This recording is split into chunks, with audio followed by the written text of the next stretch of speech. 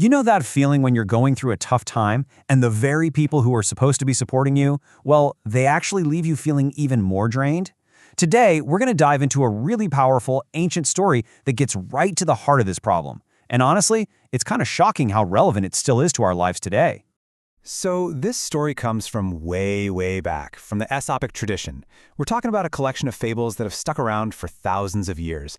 And for a good reason. They just nail these timeless truths about how we operate. And this one, it isn't just some cute little tale. No, this is a sharp, very real warning about a hidden social dynamic that can be, frankly, incredibly destructive if we don't learn how to spot it. It all boils down to this one tragic story, the fable of the Sick Stag. This little fable is going to be our guide through this whole idea. Okay, so picture this. You have this beautiful, majestic stag, right? A real symbol of life and strength. But he gets sick, so he does the smart thing. He gathers up some food for himself and finds a quiet, safe little clearing where he can just lie down and heal. Well, word gets out. It always does, right? All the other animals in the forest, his friends, his community, they hear he's unwell, and they start showing up, one after another, to ask after his health, to check in on him. I mean, on the surface, that sounds like the right thing to do. But here's where it all goes wrong. While they were there, supposedly so concerned about his health, these visitors saw the stag's food, the very food he'd stored for his recovery. And since they were hungry, they just helped themselves. They ate the provisions the stag desperately needed to survive. And the end of the story is just as brutal as it is simple. The stag, surrounded by all these so-called well-wishers, starves to death. The very act of them caring is what killed him. They literally ate him out of house and home. That horrible ending, that's the whole point. This ancient fable gives us the perfect way to talk about a very modern problem. A kindness that kills. This is what we're calling performative empathy. It's that huge gap between actually caring for someone and just performing the idea of concern.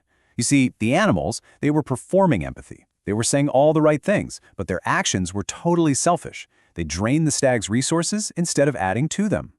Okay, just take a second here and really let that sink in. Does this feel familiar at all? Have you ever been the stag? You're in a moment of need and people show up, but somehow you feel even more exhausted and depleted after they leave. And this just breaks it down perfectly. True support brings energy. It leaves fodder behind, like a friend who drops off dinner and then leaves. Performative empathy does the exact opposite.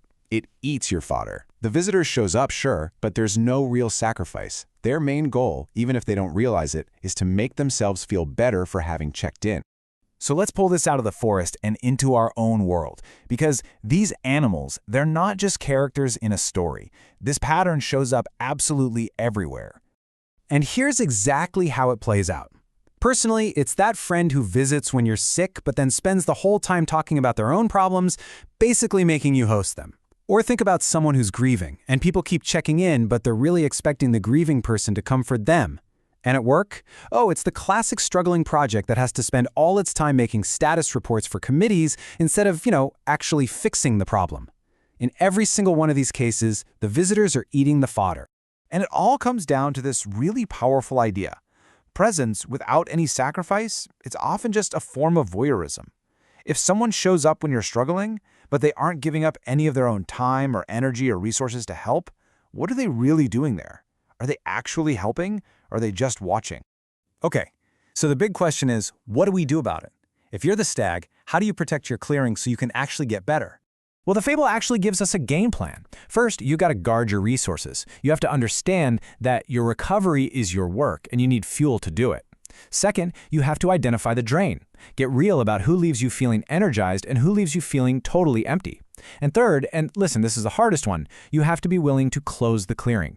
You have to give yourself permission to be alone, to say no, and to refuse visitors who only show up with their own appetite. So let's wrap this up by looking at the deep wisdom that this incredible little story has to offer us. So, what's the big takeaway here? It's simple, but so profound. First, judge people by their actions, by what they leave behind, not just by the nice words they say. Second, realize that sometimes the most helpful thing you can do is just drop off the fodder and then leave them alone. Because at the end of the day, words of concern are pretty empty if they're spoken over an empty plate. True healing requires a quiet clearing. Let this kind of be your new mantra, your strength, your energy, your healing. It all comes from the stillness of your own clearing. And protecting that space isn't selfish, it's absolutely essential.